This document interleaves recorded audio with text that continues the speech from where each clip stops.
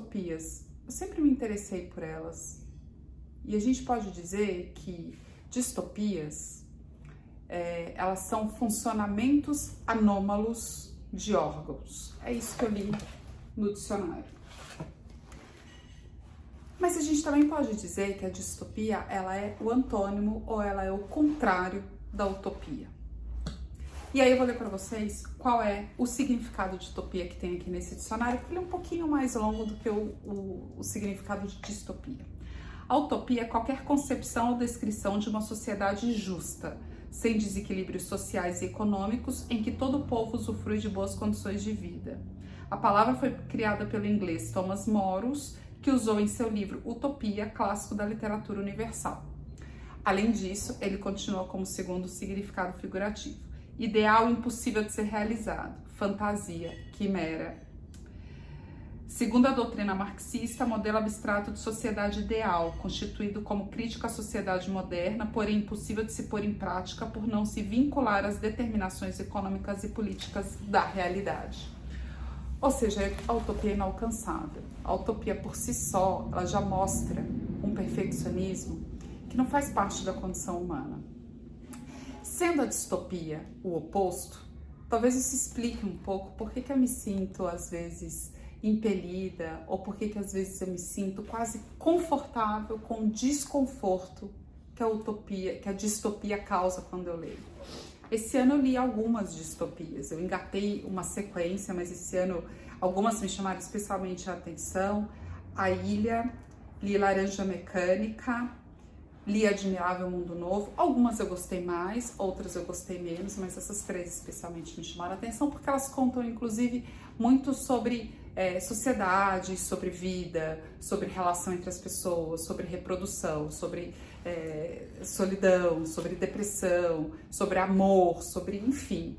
E são coisas que fazem parte do nosso cotidiano, né? São aquelas coisas que falam do nosso dia a dia.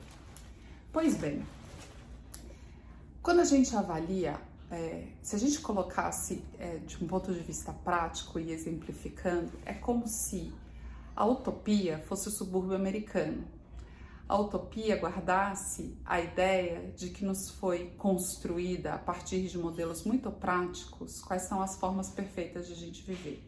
Eu acho que o subúrbio americano, ele traz um pouco, através do que a gente foi construindo de ideal, formas muito tangíveis e utópicas, porque ele constrói o casal normativo, a casa, o jardim, o carro na garagem, as crianças brincando, o dia ensolarado, ou a neve com a festa de Natal acontecendo. E por que eu digo que ele constrói o objetivo inalcançável? Porque a gente sabe que da porta para dentro as pessoas não estão vivendo esse estereótipo, porque a gente sabe que os problemas do subúrbio, eles estão aí para quem quiser ver, mas ele constrói essa ideia. Então a utopia é como o subúrbio americano. A distopia seria como o Mad Max.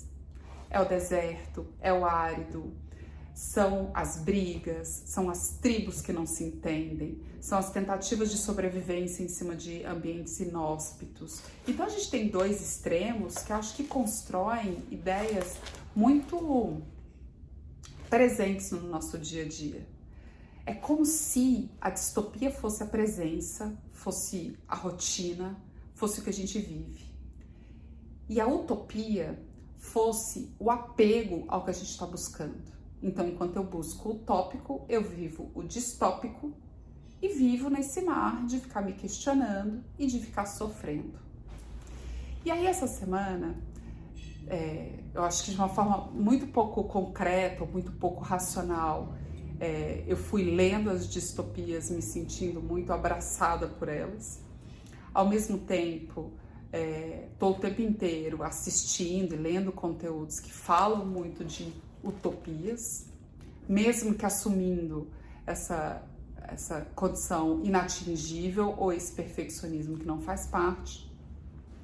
E aí essa semana eu me confrontei com um conceito que tem tudo a ver e que de uma forma, tudo a ver com o pensamento entre o que existe entre a utopia e a distopia, esse paradoxo, mas que também me fez refletir como que de forma muito inconsciente eu estava vivendo as condições desses dois conceitos e de tudo que existem entre eles, e até motivada por uma sensação ou um conceito que estava muito presente em mim mesmo de forma irracional, porque eu também sou fruto do meio e estou vivendo as transformações que a sociedade está vivendo. A gente acha que a gente é super especial e que a gente está vivendo coisas únicas, e é difícil quando a gente se depara com momentos em que todo mundo está vivendo a mesma coisa e você só se sente parte da manada. Mas ok, fecha esse parênteses. O conceito que eu quero trazer é o conceito do perfeccionismo existencialista. A gente pressupõe a nossa condição de existência como a busca da perfeição. Claro que não, eu sei que nós somos seres humanos, que a gente erra, que a gente é imperfeito.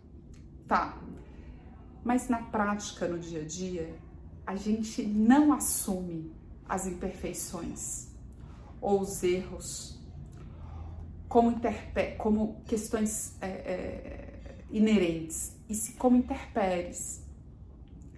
A gente está o tempo inteiro buscando a utopia ou trazendo elementos utópicos por uma busca em que a gente vai tropeçando, recheando de problemas, como se eles não fizessem parte do que a gente já deveria ser ou do que a gente está buscando, mas como se eles fossem só obstáculos a serem ultrapassados para se chegar em algum lugar. Eu sei que a gente fala que o que importa não é o fim, a vida na verdade é feita da jornada, carpe diem, é o aqui e o agora. É óbvio que o conceito do que só temos o que está acontecendo aqui e não existe esse tal lugar para onde estamos indo é um negócio altamente explorado e eu não estou trazendo nenhuma novidade. Mas por mais que a gente esteja relatando ou a gente esteja assentando a ideia da imperfeição, a gente continua, ou a gente tem dentro da gente as imperfeições como partes de desconexão do sistema, como se fôssemos linhas que sofrem desconexões, mas que no nosso grande âmago nós somos linhas retas e que essas desconexões fazem parte de um processo que deve ser retraído, reorganizado para continuar em linha reta. A gente não abraça as imperfeições da nossa existência e do processo de simplesmente e tão simplesmente estar vivendo como parte. A gente entende eles como formas de tentativa ou formas de necessidade de serem controladas. É como se fôssemos o centro de um universo que se expande, que por vezes se deforma e que deve toda hora ser resgatado para ser colocado de novo dentro de uma caixinha. Mesmo quando a gente assume as nossas fragilidades, mesmo quando a gente entende as nossas vulnerabilidades e a gente começa a relaxar dentro das nossas, dos nossos estereótipos ou relaxar dentro das nossas buscas inalcançáveis, ainda assim a gente pode recorrer ou voltar ao erro ou voltar ao conceito de lá na frente colocar a perfeição como aquilo que estamos buscando. E quando eu falo a perfeição, eu não estou falando da gente fazer um plano para se aposentar bem, ou um plano para ter uma boa carreira, ou um plano para conseguir atingir alguns objetivos. No fundo, a gente pondera pouco que as coisas que estão aí, as inimizades, a falta de amor, a negação, a doença, a perda, a frustração, todas essas coisas, elas são tão parte daquilo que a gente vive e do caminho que a gente trilha, quanto o sucesso, a felicidade, a família, o amor, o companheirismo, a realização, o autoconhecimento. As coisas estão contidas dentro dessa tentativa de universo,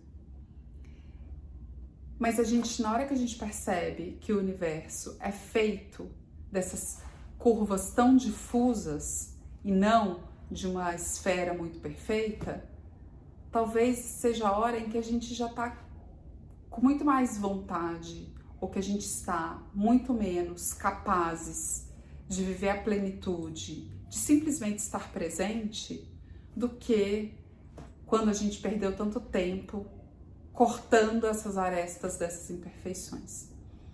Todas as coisas estão contidas dentro de um mesmo universo, e essa tentativa desse perfeccionismo existencialista talvez seja aquilo que mais nos tira de uma realidade e mais nos leve a fabricar atalhos e tentativas de utopias que lá no fundo a gente sabe que não são possíveis. Acho que quanto mais a gente se confronta com as distopias, quanto mais contato a gente tem com essas pseudo-imperfeições e esses problemas, mais eles vão entrando no lugar comum. E eu não tô falando aqui de a gente ser negligente com as nossas tentativas de ser cada dia melhor, ou de a gente simplesmente ter uma posição de aceitar tudo o tempo inteiro, sem tentar buscar sempre a nossa melhor versão, ou as melhores saídas, ou simplesmente fechar os olhos para os problemas. Não! A questão é simplesmente saber que está tudo aqui e que tudo faz parte. Acho que quando a gente chega nessa conclusão, a gente entende que somos todos seres inteiros, mas ao mesmo tempo imperfeitos. E a gente começa a decifrar melhor que as formas de a gente se mostrar para o mundo também são, embora inteiras, imperfeitas. Então a gente não vai acertar o tempo inteiro, não vamos agradar o tempo inteiro. E as nossas escolhas deveriam primeiro refletir quem somos do que aquilo que a gente quer aparentar para os outros. Porque afinal de contas, antes de tudo, seja. Um beijo.